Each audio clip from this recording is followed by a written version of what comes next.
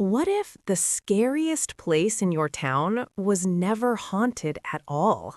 In a quiet village, surrounded by fields and thick trees, there stood an old abandoned well.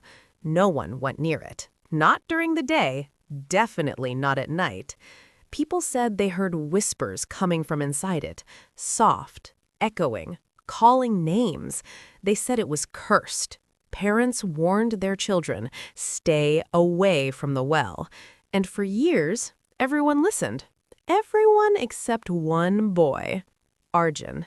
He wasn't fearless, he was curious, and sometimes curiosity is stronger than fear. One evening, just before sunset, the sky turned orange and gray. The village felt different, too quiet.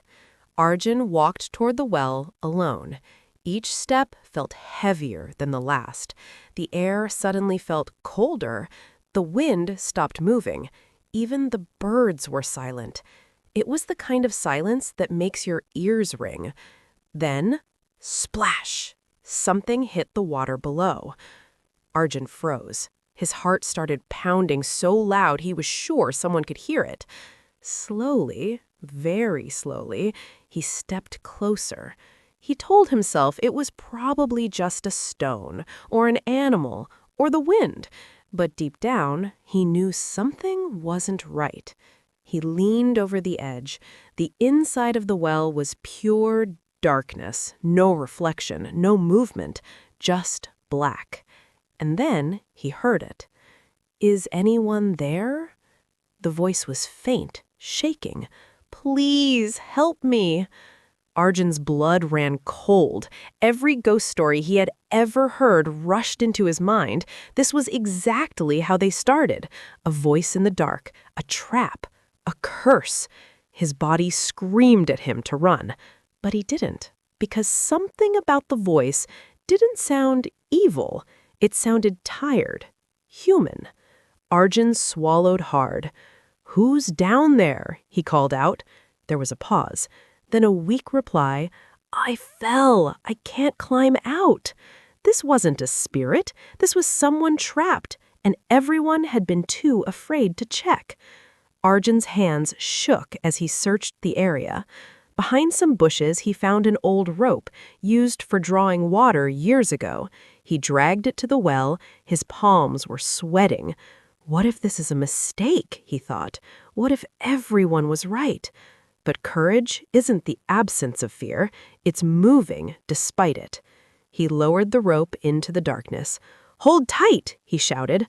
For a moment, nothing happened. Then, the rope pulled tight. It was heavy, too heavy. Arjun planted his feet into the dirt and pulled with everything he had. Slowly, inch by inch, a figure began rising from the darkness.